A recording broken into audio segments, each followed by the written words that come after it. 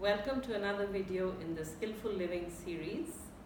For those of you who may be new to this series, I do urge you to go through the earlier 6 videos. This is our 7th video together.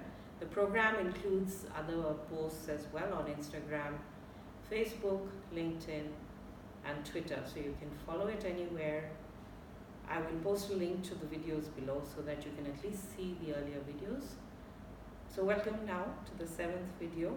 Let me just quickly introduce myself for those newcomers. I'm Pamposh Dhar.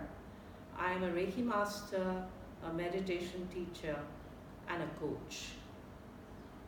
So now we have, in the 6 videos that we have done together in the past, that we have done, may not be the right word, but we have gone through them together.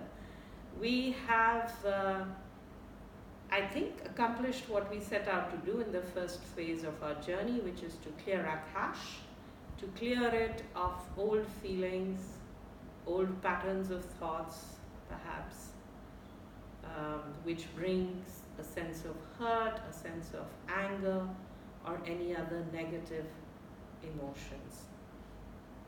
We have also strengthened our focus on compassion and loving kindness, both for others and also for ourselves, because we don't want to leave ourselves behind in this journey. So other than that, those who were ready have also forgiven.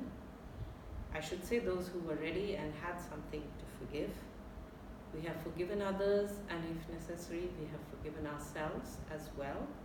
If any of you have not completed this process, you feel there's something lingering, something left, you can always go back to the 6th video, the one before this, for that slightly longer meditation on letting go and allowing love and compassion in, letting go of hurt, anger, forgiving, and then filling yourself up with a feeling of love, of compassion, of kindness. Just a quick word again on forgiveness, because it's so important to understand this. We forgive others to free ourselves of feelings of hurt, of anger, of resentment, of frustration. Forgiving doesn't mean we condone other people's bad behavior. We may not. We only forgive them so that we can be free. And we forgive ourselves to let go of any self-anger we may be holding or any feelings of guilt. So having done all this, having done all these practices, cleared our cache, as I said at the beginning of this series, let us now move forward on the next part of our journey. All the practice and the discussions that's gone before must have brought all of you a great sense of being at peace with yourself. Now in the next phase of the journey, we will explore how to hold on to this sense of peace, and how also to find peace with our external world, which doesn't move exactly as we want it. It has its own mind, I guess. So we will learn to hold on to that sense of inner peace in every moment. And that will also help us to make peace with our external world. We will do both. We want to live a peaceful life, not just find peace for a few moments. When we live at peace with ourselves and at peace with our world, we also live a life of contentment, of joy. Everything comes with peace. So let's start that journey now. I do urge all of you, if you're not doing it already, to start a regular practice of meditation. Because I don't think there's anything better than meditation to bring inner peace, which is most important.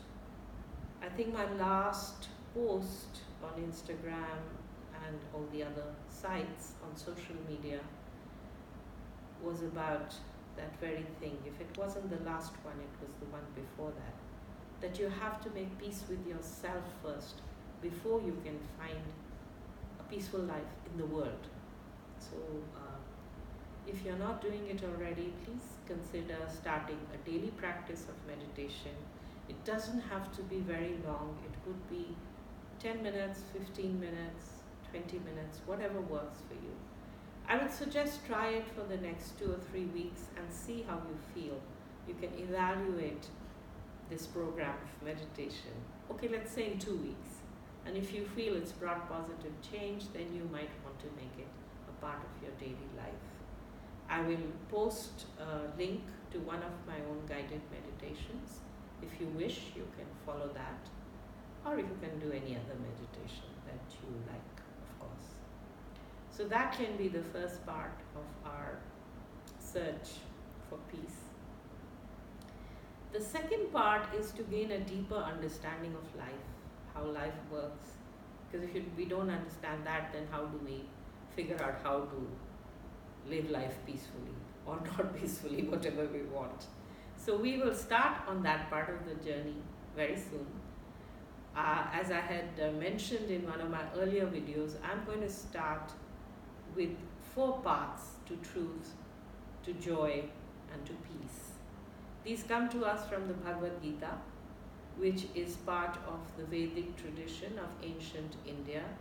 Even though this is an ancient tradition, the truth of life is always the same in every age. So whatever the Gita teaches us is extremely, entirely valid even today. And not only the Gita, many other wisdom and faith traditions from around the world have a lot to teach us for how to live today with peace. This is because, again, the truth of life, as I said, is the same in every age and in every corner of the world. It is just expressed a little bit differently in different traditions. So as far as I am able, I will also link to other traditions along the way and maybe talk a little bit about teachings from other traditions in future videos. My own deepest understanding, though, is of the Bhagavad Gita, so that will probably form the basis, the focus of my talks. But I will touch on other traditions, including one which is not perhaps all that well known, which is the Toltec tradition of Central America, which I find very inspiring as well. But now, to go back to the Gita and those 4 paths, let me just set out the 4 paths now. These are Karma Yoga, the path of action, more accurately the path of right action, because we all take action. But do we take right action? Action that will bring us a sense of peace and a sense that we are doing the right thing, a sense of living truthfully. The second path is Jnana Yoga, the path of knowledge. With knowledge must come understanding and the application of the knowledge. If we are going to walk that path, we must also apply what we learn, which actually will bring us indirectly to Karma Yoga as well, the path of action. So the paths are linked, they're not completely separate from each other. The third path is Bhakti Yoga, the path of devotion. This is a connection to God, the universe, whatever you want to call it, higher energy, through our feelings, through the heart, if you like. And this is also, incidentally, a very strong part of the Sufi tradition, the Sufis being the mystics in Islam. The fourth part is Raja Yoga, which is a mix of the other 3 paths. So those of us who want to really follow all of the paths will be Raja Yogis. As we go through these 4 paths and other traditions as well, you will probably feel that you're drawn to more to 1 or 2 of these paths. And that's fine. But each path has something to teach us. So we can learn from each of these paths, gather that jnana, that knowledge and understanding, and then see how best to apply it. in the end, it's not so much about which path you choose, it's more about how well you walk that path. That's all for today. Thank you so much for listening to me. Please share any questions or comments wherever you're watching this video, any part of social media. You can just post your comments or questions below. I will definitely do my best to answer any questions that come up, and we can all learn from the questions and the answers. So please do that. Thank you, and see you next week. Namaste.